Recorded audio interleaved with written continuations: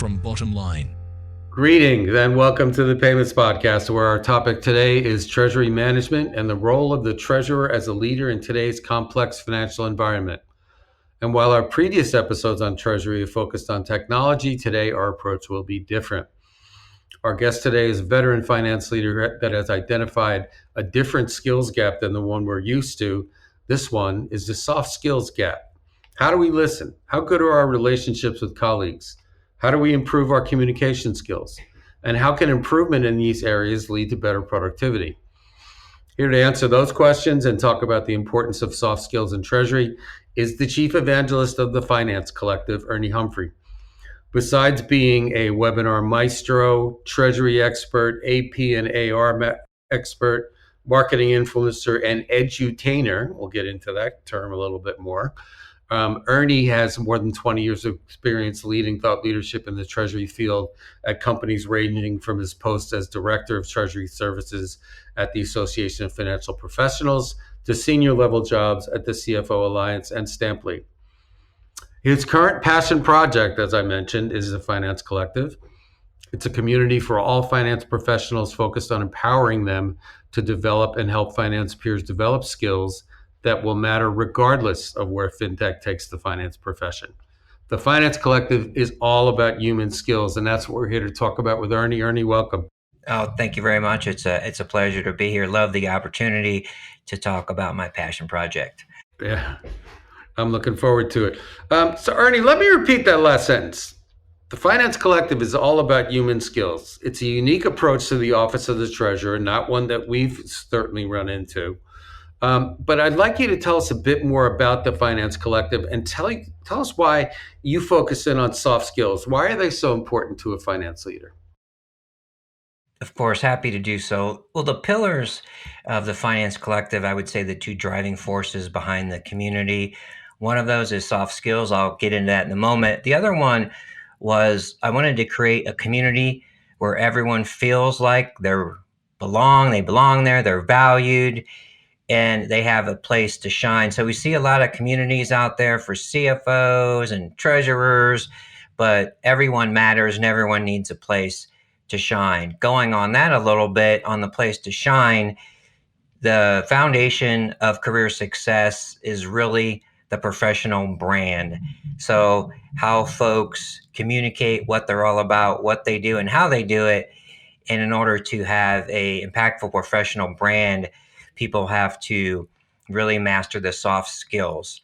So the soft skills, I like the word human skills.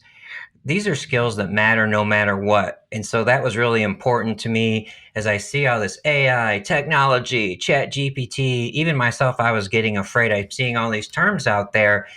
And so what I'm starting to see is that the focus on soft and human skills doesn't get investment enough in professional development. Now with all this AI coming and going out there, that's getting further down the funnel, and we need advocates in a community where people understand that technology is great, but technology empowers us to communicate, collaborate, and deliver impact. And we need to take all these programs away from, and well, not totally away, and collaborate with HR. Leaders need to take personal responsibility for developing these skills. I love that. So I want to talk about your approach to the what I call the spirit and intent of being a finance leader. So I'm looking at your LinkedIn profile. I've never seen anybody put fun and treasury in the same sentence. How did you develop that? Sure. To me, it's natural. To me, I am an outgoing person. I'm an extrovert. However, I will confess that when I got into corporate life, I worked in a corporate environment. I worked in a cubicle. I actually found myself really tampering down my personality. And I would say there was a divergence between my professional brand and my personal brand. So I wanted to see if I could explore ways to create alignment for that and empower others to do the same. And so I think that we were taught in my generation that everything has to be serious. You're not allowed to have fun when you're doing treasury. It's too serious. Everyone has a business switch. And so we don't need that. So I'd love to empower professionals to close the gap between their personal brand and their professional brand. For me, someone is going to deliver the most impact when they are being authentic with their personalities as well. When I first started out, I was speaking at the AFP regionals and at the AFP nationals, and then I started to develop my brand. I would wear colorful suits and I would be outgoing, and I found that people really responded well to that. In all honesty, it was kind of a low bar, so being different, being colorful, being entertaining was something that really responded to. People really respond personality and energy, so that's how I got them to pay attention. And then I've actually been asked by one of my key partners. They asked me, they were concerned. They were like, do you think that you are an entertainer? What? Because when we see it at our conferences, I'm a little afraid you're being too much of an entertainer and not a subject matter expert. So I actually met someone who gave me my favorite word. One of my favorite words was called edutainer. So how do we merge being educational and also delivering fun and passion as well? So I like to consider myself one of the leading edutainers, and being entertaining gets someone to engage with you, and once they engage with you, you have the opportunity to impart your wisdom on them. So that approach works very well.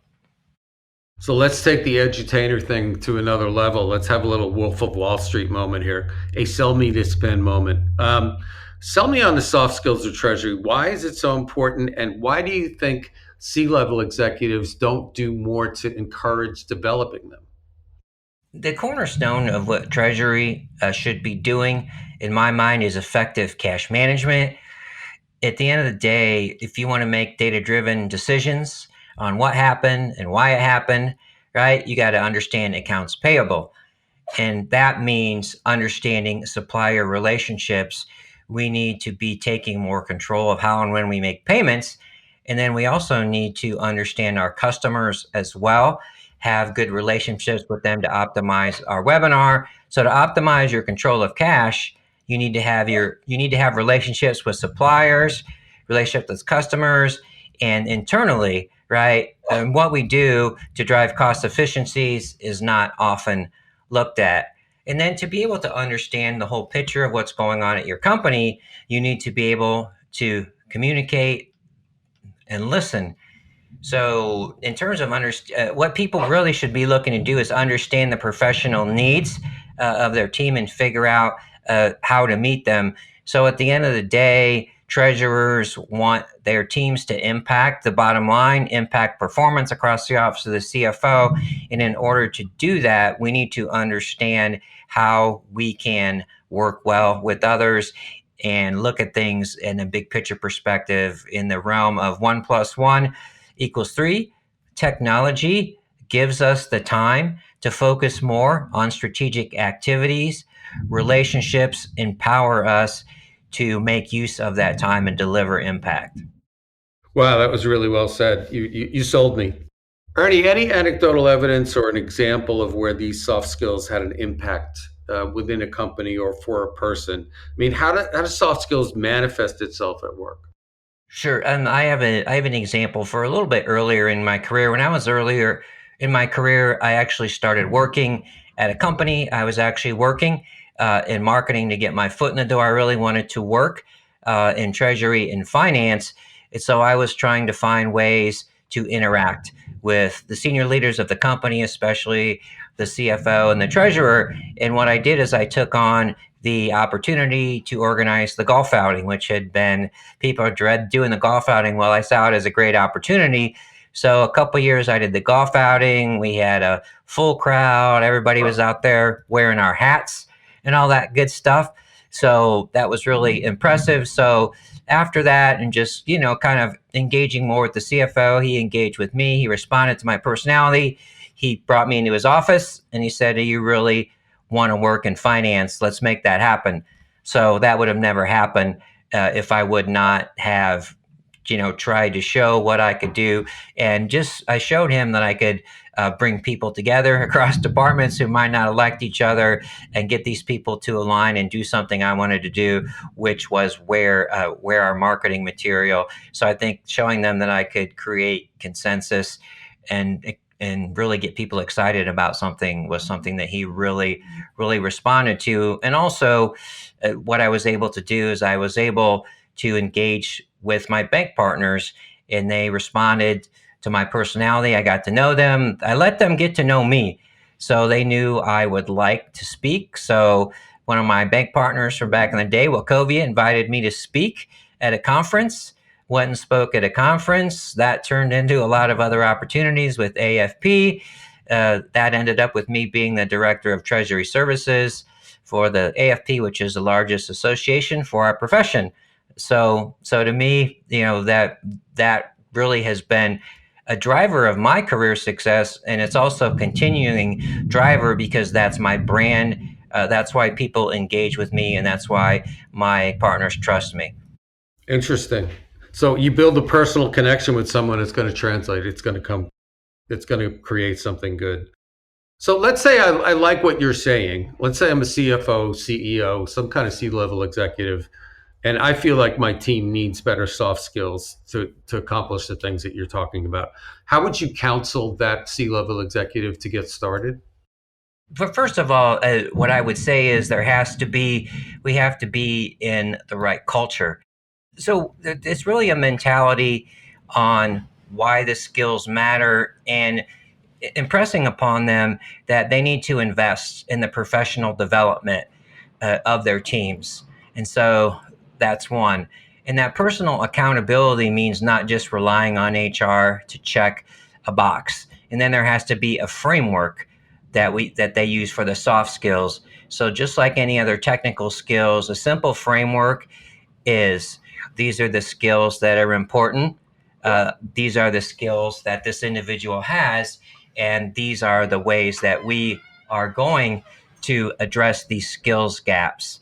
And so that's part of it, the framework, and then the importance of the soft skills, just reminding them that those are things that really matter. Sometimes it's a conversation. What are the things that have had the biggest impact on you? What would you like to see more? For example, a CFO, wouldn't you like to hear the story behind the numbers? Wouldn't you like to communicate the story behind the numbers? Wouldn't you like your team to tell you the why? Communicate with impact, right? Not waste your time. And all those things are born from having effective soft skills. Wow, that's excellent. So this is the last question, and I love trying to stump our experts with this one. I know I'm not going to stump you, but let's give it a run. So if you were at an event for corporate treasurers and you got a keynote spot, give me two or three things you'd want the audience to take away about Ernie Humphrey. Well, first of all, I would rather not be in a room with 500 corporate treasurers. I would rather be in a room with 500 treasury analysts, treasury specialists, and treasury managers. And what I would communicate to them would be that they need to take controls of their career. They can do that through developing their professional brand. They should be in the mindset of communicate, collaborate, and impact.